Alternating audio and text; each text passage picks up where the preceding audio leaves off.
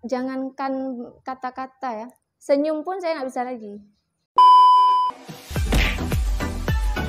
Halo, assalamualaikum warahmatullahi wabarakatuh. Ketemu lagi kita guys di Inong Talk pastinya ya. Kita ngomongin soal kisah-kisah inspiratif pastinya mengenai perempuan-perempuan Aceh.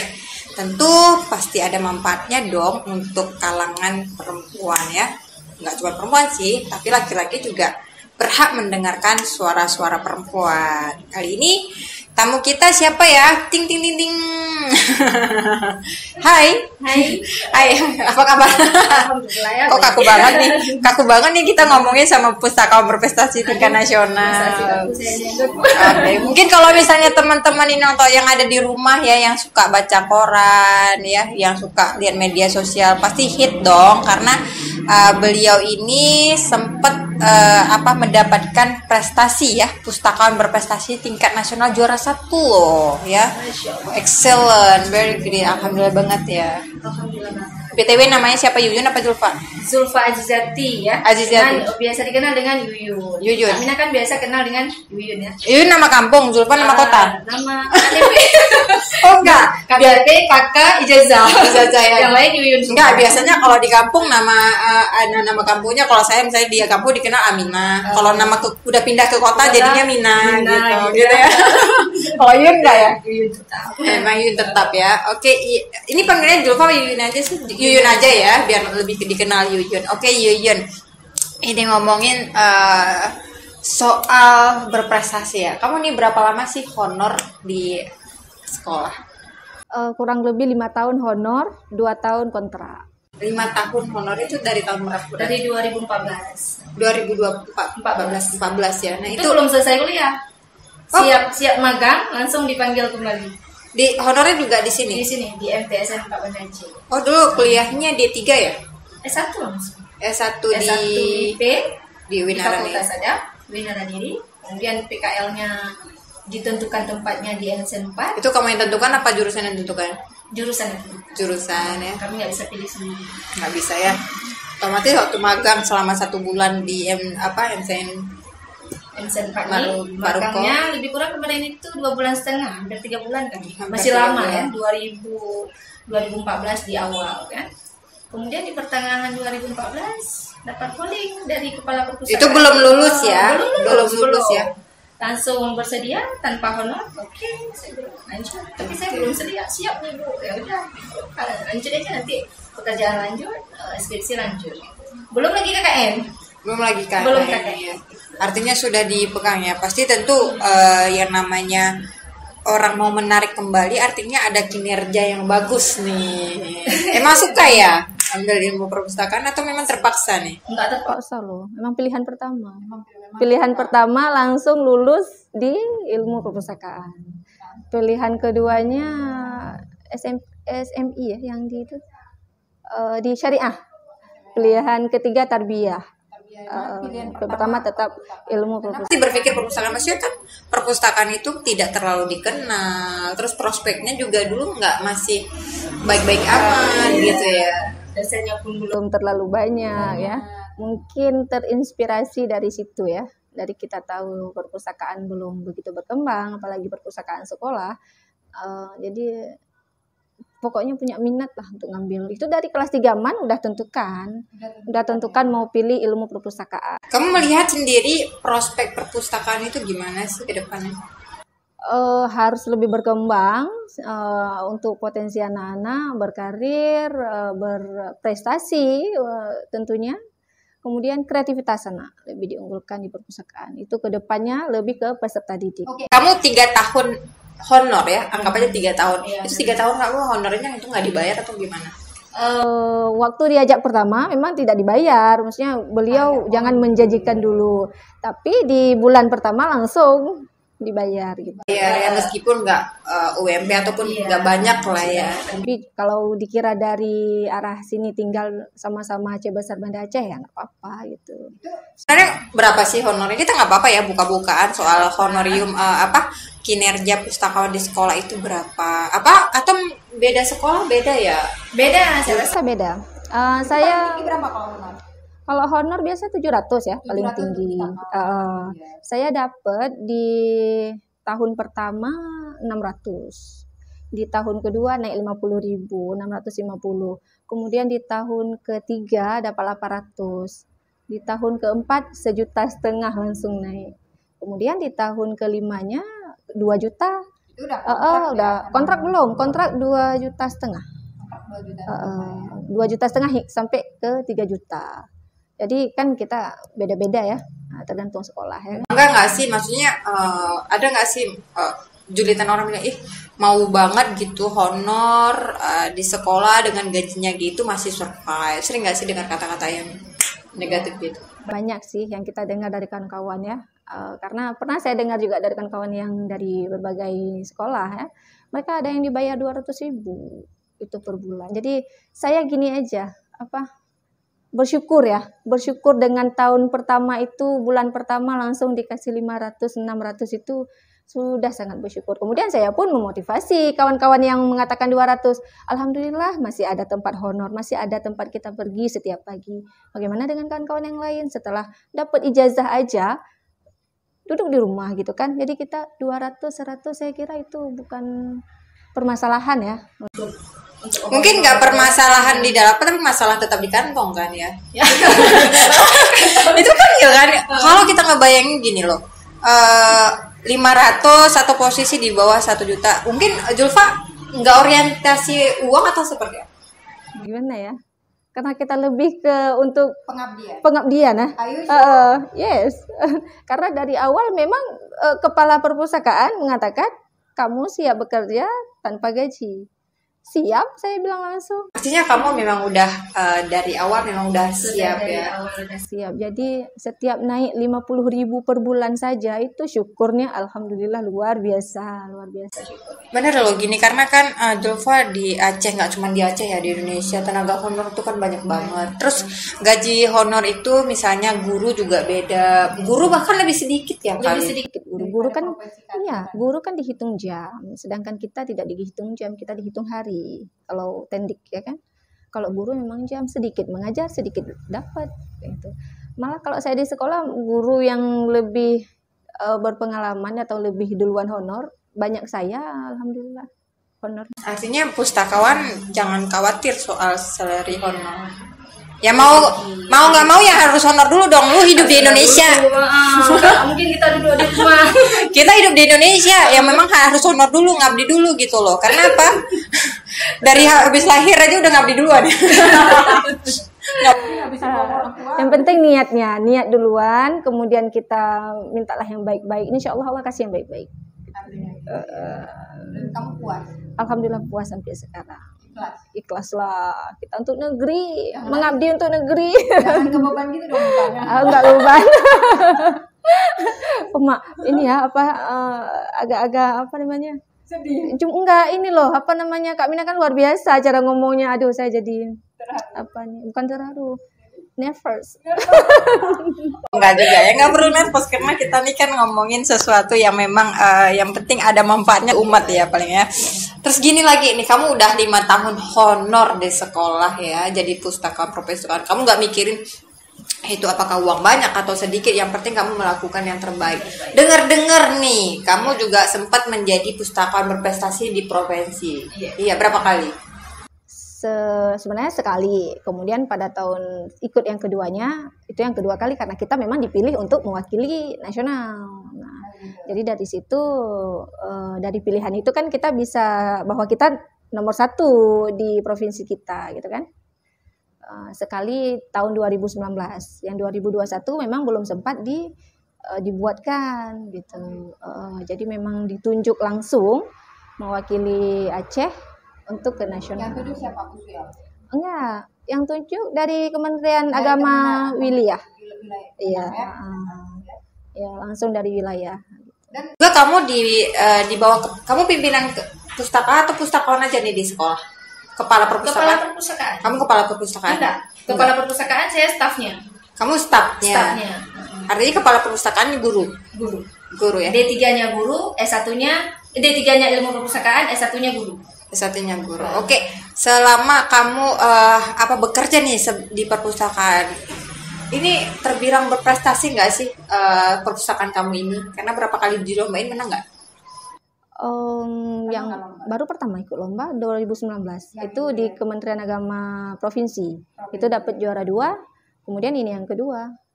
Itu pustakawannya yang kita ikutin, bukan perpustakaannya. Hal yang paling menyebalkan ketika kamu bekerja di perpustakaan sekolah itu apa sih? Apa ya? Sampai sekarang belum ada sih, karena kita setiap hari dengan anak-anak. Jadi berbagai macam anak-anak, dari kita sedih nanti jadi ketawa. Ya, dari sikap anak-anak kan beda. Kita kan beda-beda. Ada sekolah SD atau MIN, ada MTS atau SMP. Nah, ada SMA dan MAN. Jadi di SMP ini, MTS ini memang luar biasa ini. Dia kan karakter anak dari remaja. Kelas 1 dari anak-anak 6 tahun. Ya, kelas 6 SD. Kemudian remaja. Dari kelas 1, kelas 2, kelas 3 udah memasuki dewasa. Jadi kita 2 karakter anak di sini yang harus kita pahami. Artinya kan berbeda ya teman-teman pemirsa Inong Talk, karena gini, kalau kamu kerja di perpustakaan wilayah mungkin brand image-nya lebih wow gitu, apalagi gedungnya mau selesai nih. Kalau kamu kerja di perpustakaan perguruan tinggi juga image-nya masih lumayan ya. Tapi ketika kamu bekerja di perpustakaan sekolah, kamu berurusan dengan pemustaka yang namanya anak-anak. Dan itu tingkahnya beragam karakter ya. Jadi nggak ada nih yang buat kamu kesel gitu, anak-anak ini kok taruh bukunya nggak disiplin banget gitu. Atau kamu harus ada apa ya, service excellent pustakawan ya? Apa nih service excellent kamu? Kalau misalnya di perpustakaan sekolah tuh, terutama di MTSN 4 Medan Aceh, kita nggak pernah permasalahkan anak-anak letak buku di mana. Tidak pernah. Karena disitulah kita menarik minat anak-anak. Di saat kita melarang ini itu, tidak boleh begini, tidak boleh begitu, anak-anak itu paling tidak suka dia dengan kata tidak. Itu anak-anak paling tidak suka dengan kata tidak. Besoknya mereka nggak akan pergi lagi, mending ke kantin. Gitu. Nah, gitu. Beda dengan SMA atau MAN, mereka sudah dewasa, mereka sudah tahu kebutuhannya. Sedangkan MTS ini, apalagi kelas 1, baru lulus SD loh. Bagaimana? Sedikit kita bilang, nah ini salah, langsung air matanya berlinang gitu loh. kita udah pernah kita, karena kenapa saya bilang begini, udah pernah. Siswa baru tamat SD, masuk orientasi, oke 2 bulan udah masuk ke perpustakaan. Bukunya ketukar dengan kawan. Kita bilang, ini kamu harus cari dulu, nah dengan siapa ketukar nomor eksemplarnya. Langsung berlinang, kita di situ kan nggak ada marah-marah. Oh, berarti begini. Nah, disitulah kita sedikit-sedikit, berarti begini kita dengan anak-anak. Lebih baik. Karena di perpustakaan MTSN ini bukan anak-anak yang lebih membutuhkan ya. Kita dulu yang membutuhkan mereka, agar mereka termotivasi untuk di tingkat MAN dan perguruan tinggi. Kalau kamu sendiri maksudnya memikirkan apa sih yang berbeda pustakawan dengan guru gitu, kalau ketika kamu di posisi sama-sama di sekolah? Beda, kalau guru kan lebih autentik di kelas ya. Guru lebih di kelas, guru lebih sedikit dihargai kalau guru, karena mereka lah yang berbicara di depan, mereka yang memberi ilmu kan. Kalau pustakawan, kita di pustaka hanya melayani saat mereka butuh, saat mereka mau bermain. Jauh beda sih saya kira. Cuman dari kita sendiri itu, anak-anak menyukai kita itu kan juga beda-beda. Jadi pernah ini cerita tentang satu siswa ya. Sekarang udah lulus, kira-kira sepertinya dia sudah kelas 2 MAN. Pernah dia bilang, "Ibu, saya kagum sama ibu." Nah, di situ saya terkejut. "Kenapa nak kamu kagum sama ibu?" "Enggak tahu, kagum saja, Bu." Nah, sudah pertama. Oke, dia sudah lulus kan. Dia terus ke perpustakaan, setiap hari dia ke perpustakaan. Sehingga dia kayak mau berteman dengan kita gitu kan. Berarti kan beda yang dia rasakan dengan guru di kelas ya kan. Entah apa yang kenyamanan dia terhadap kita di perpustakaan, kita kan tidak tahu ya kan. Kemudian pas saya kita kan ada pojok baca kelas. Nah, jadi kan kita mau dokumentasikan, setiap 3 bulan sekali kita dokumentasikan untuk penilaian di akhir tahun gitu ya. Datang lagi siswa, "Bu, Bu, saya suka kali lah sama ibu. Oh, kalau suka ke pusaka, nah itu. Artinya kamu sudah memberikan excellent service ya untuk Iya, mereka ya, dari sehingga situ. mereka mengingat nih sosok pustakawannya itu nggak kejam. Jadi guys, jadi pustakawan itu atau pustakawati itu jangan kejam-kejam. Membuka buku apa? Lari dia. Lari ya. Lari dia. Kayaknya kayak wajah-wajah kami nggak cocok ya. Itu kayaknya anak-anak langsung kabur. Iya kayaknya. Jadi apa inner wajah juga menunjukkan. Harus sering senyum kita memang. Apapun anak-anak minta, Bu, saya mau ini, saya takut di kelas. Jadi kayak mana nak? Saya mau ini. Itu juga pernah ke perpustakaan. Semua pernah segitunya permasalahan anak ke perpustakaan gitu. Zulfa nih kita ngomongin lagi ke pustakawan tingkat berprestasi kamu tingkat nasional. Kamu kayak mimpi nggak sih menerima tuh? Mimpi banget kami, mimpi banget. kamu menggeserkan posisi 33 provinsi lain lagi loh. Setelah itu kan Memang betul-betul salah satu sangat berpengalaman ya Kak Mina ya. Dari pertama karena memang saya udah lihat pengumuman di Kementerian Agama di Instagram kan. Awalnya ragu-ragu masih kan. Sempat Ibu Kepala Perpustakaan menyarankan, Zulfa ikut. Kayaknya enggak lah Bu, langsung karena ke Republik Indonesia kan, bukan di Aceh dulu gitu kan. Oh baiklah, oke nggak apa-apa. Selang 3 hari langsung dihubungi kepala madrasah, Zulfa wajib ikut perintah dari Kanwil gitu kan. Wow, iya Bu, baik Bu. Saya nggak bantah juga, siap Bu. Apa yang ada Bu ya? Iya apa yang ada. Persiapkanlah dari nol itu, dari semua perbaiki judul yang udah pernah di provinsi di juara 2 2019, perbaiki semua isi dalamnya, banyak sekali yang harus dirombak, banyak sekali. Kemudian ada pembinaan juga. Kalau kamu lihat kandidat lain gimana? Baik nggak sih, waktu bagus nggak sih waktu presentasi di tingkat nasional itu? Kita karena tertutup, sidangnya tertutup. Ya? Iya, sidangnya tertutup. Cuman ada 3 juri dokumentasi sama kita. Jadi kita nggak bisa lihat apa kelebihan dari 4 peserta lainnya, 5 peserta lainnya. Kamu bawa itu hadiahnya apa nih? Enggak sih? Enggak. Katanya sih ya, katanya ke Jepang. Cuman ini ya kondisi gini ya, kita nggak tahu, belum ada info. Iya, itu 11 ya, 11 kategori, berarti 11 orang dari Indonesia. Dan kamu bakalan trip ke Jepang nih. Kapan? Belum tahu, nanti saya pinjam punya Kak Mina. Oke, siap beres tuh ya. Artinya bakalan nih karena dapat pustakawan berprestasi tingkat nasional, hadiahnya ke Jepang. Dan kamu itu kayak mimpi banget ya. Mimpi banget loh. Kepada siapa sih kamu yang mau ucapin terima kasih gitu, orang-orang yang memang paling berjasa support kamu gitu, support sistem kamu tuh suami mungkin Yang pertama suami. Ini pastinya kita kan izin suami, ridho suami, ridhonya Allah ya kan. Nah jadi kalau ada ridho suami semua akan berjalan dengan lancar.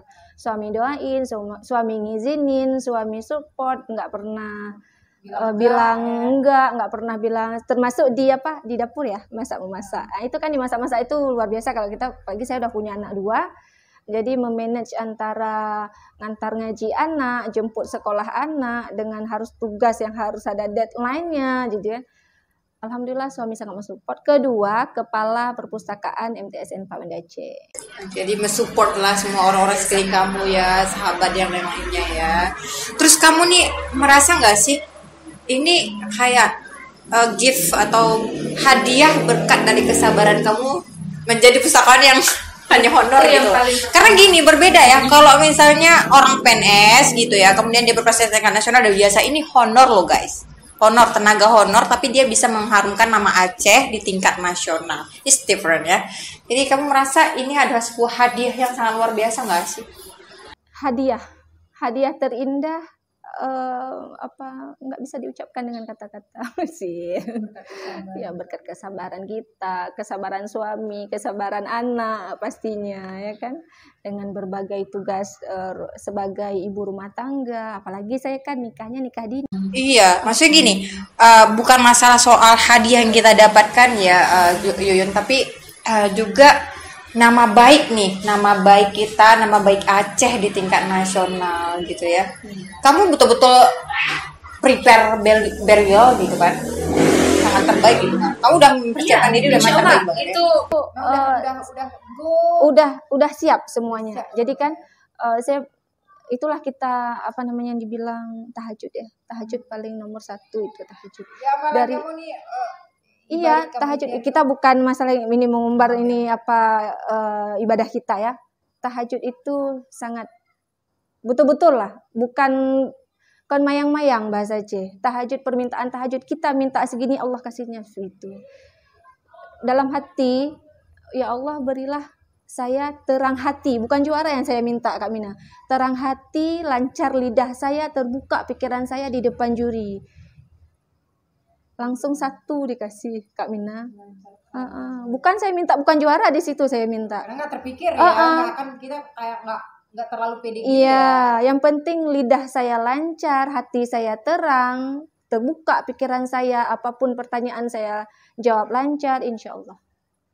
Tahajud itu luar biasa. Artinya iya benar ya, karena kadang bukan kecerdasan seseorang yang menghantarkan orang kepada sebuah kemenangan, tetapi ada ikhtiar-ikhtiar lain yang memang Allah betul-betul sayang sama dia. Ada orang yang memang dia udah pintar tapi kok nggak tercapai sih. Mungkin ada amalan-amalan khusus ya, yang memang tuh Allah tuh ridho dan juga sampaikan kita ke tujuan kita kali ya, Yuyun ya.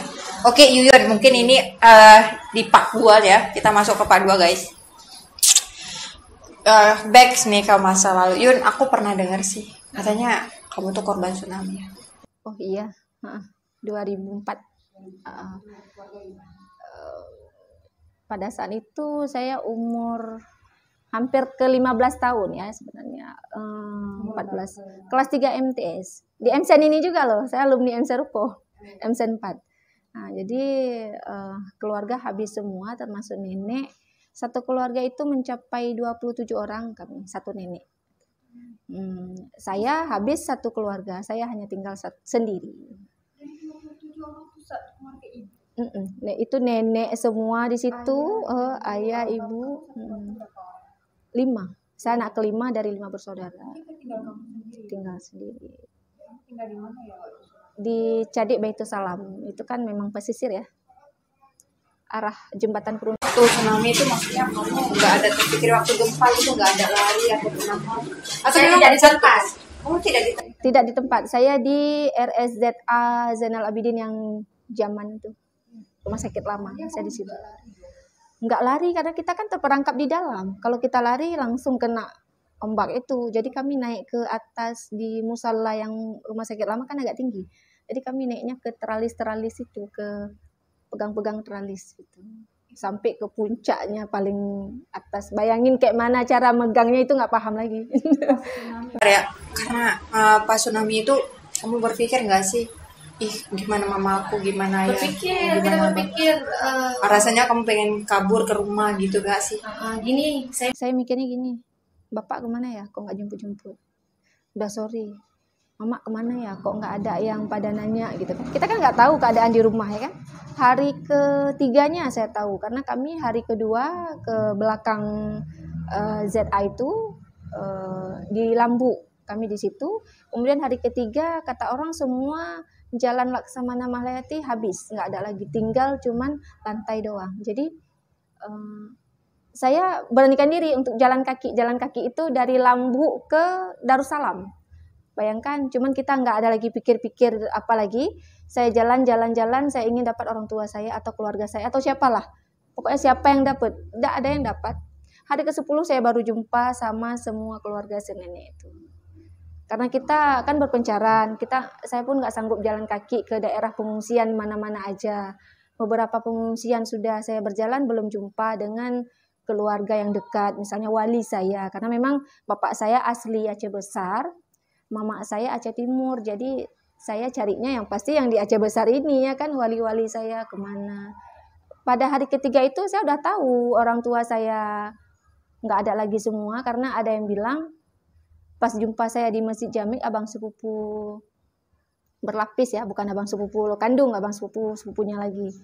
Kok bisa selamat Dek Yun, keluarga manggil saya Dek Yun, kok bisa selamat Dek Yun? Jadi semua yang lain kemana? Meninggal semua. Di situ langsung nggak tahu lagi saya kayak mana, nggak tahu lagi pokoknya. Saya langsung cari yang lain, keluarga yang lain juga cari kami ya kan. Kami di rumah sakit kemarin itu. Akhirnya di hari ke-10 kita jumpa semua dengan keluarga. Itu di Banda Aceh. Banda Aceh hari ke-10 loh Kak Mina. Kamu tahu nih keluarga kamu semua meninggal, apa sih yang kamu kayak nggak bisa terucap banget? Jangankan kata-kata ya, senyum pun saya nggak bisa lagi. Nggak tahu lagi gimana senyum itu. Nggak bisa lagi cuman panjatkan doa aja ya kan. Semoga Allah menempatkan mereka di surga. Kamu masih kecil loh Yuyun, posisi kamu tuh masih SMP tuh, kamu tuh masih remuk banget. Kamu butuh orang tua, kamu butuh mereka semua. Kok mewek sih? Aku juga mewek. Aku jadi mewek sih. Kita minum dulu. Karena ya aku juga gimana ya, aku bisa ngerasain kamu saat itu tuh kayak memang kayak kalau aku di posisi kamu juga kayak ya masih remaja ya kan, kayak aku kan bisa ngapa-ngapain, aku langsung gemetar gitu loh. Ini aku nggak merasakan tapi aku gemetar gitu. Disinilah mungkin Allah menguji saya Kak Mina, menguji Yuyun itu bahwa Yuyun sanggup menghadapi semuanya. Pendidikan, saya mau cita-cita orang tua saya tercapai, karena keluarga saya itu kakak abang belum ada yang sarjana. Pada saat tsunami mereka semuanya masih dalam perkuliahan. Jadi saya kan masih MSN, kakak saya ada yang di MAN kan, ada yang di semester 3 kuliah gitu, abang saya, kemudian kakak saya gitu kan, belum ada yang sarjana. Jadi pernah bapak itulah saya mikir gini, bapak pernah berpesan, bapak bakal senang sekali kalau ada anak-anak bapak tuh 1 orang saja yang sarjana. Bapak senang sekali, apapun akan bapak berikan untuk kalian, untuk pendidikan kalian. Itu yang paling saya teringat, karena pas bapak kasih nasihat itu hampir-hampir tsunami dalam tahun 2004 itu. Udah ada amanah. Iya sudah memang. Makanya kan dari situ, kalaupun saya nikah muda, kebetulan alhamdulillah keluarga suami juga mendukung untuk perkuliahan, masuk kuliah lah sampai sekarang. Kita back dulu. Itu ketika tsunami ya tahun 2024. Itu keluarga kamu mayat-mayatnya semua ditemukan nggak sih? Tidak ditemukan satupun. Dari 27 orang tidak ditemukan ya? Ada nenek ditemukan, tapi orang yang lihat. Pas datang kami ke lokasi sudah nggak ada lagi. Jadi kita nggak bisa bilang. Nggak tahu di mana kuburan. Yang penting doa ya. Doa di mana saja, dimanapun kita doa pasti sampai untuk habis. Cuman tinggal rata cuman tinggal lantainya saja. Itu kira-kira saya ke Cade itu hari ke-20-an lah ya, udah agak-agak nggak ada lagi lumpur-lumpurnya, itu udah nggak ada lagi. Kamu juga diungsikan ya? Diungsikan kami diungsikan ke Barak. Dulu kan Barak itu rumah-rumah itu Barak namanya, di Berangong di Lam Atek. Di situ kami ngungsi selama kurang lebih 6 bulan ada. Untuk setelah itu berlalu, tsunami udah berlalu gitu kan. Setelah itu kamu diangkat sama saudara gitu. Ada tinggal ada wali, kamu disekolahin sama mereka ya. Beasiswa nggak sih, kamu dapat nggak sih ke sekolah? beasiswa semua ada. Banyak sekali beasiswanya, banyak sekali. Nah dari beasiswa itu makanya saya bisa kuliah Kak Mina. Beasiswa saya simpan itu, saya beli emas semua. Saya nggak ada beli HP keren-keren, nggak ada. Masa itu HP yang paling keren itu HP kodok ya. HP kodok, HP yang ada kameranya. Saya cuman punya yang di atas 3315 itu, apa namanya HP-nya? Nokia. Iya. Kita nabung dibeli emas kan, untuk memang udah niat mau kuliah. Itu apa sih cita-cita tertinggi kamu, Yuyun? Pas saat itu kamu pengen apa gitu loh? Pengen kayak, karena is nothing yang nggak ada lagi satupun tersisa ya Allah. Aku sih, kalau mungkin Yuyun, aku di posisi kamu, aku nggak kuat dulu ya. Makanya Allahnya kasih ke saya karena kuat ya. Pokoknya yang penting jangan mengeluh ya. Kita jalani aja apa aja yang udah Allah atur dengan sabar dan ikhlas. Allah kasih yang terbaik.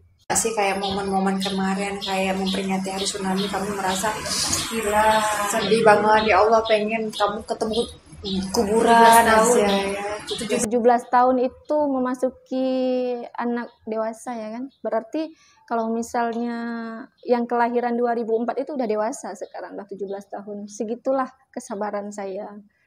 Bagaimana Allah menguji semua kehidupan lika-liku setelah 2004 itu tidak gampang.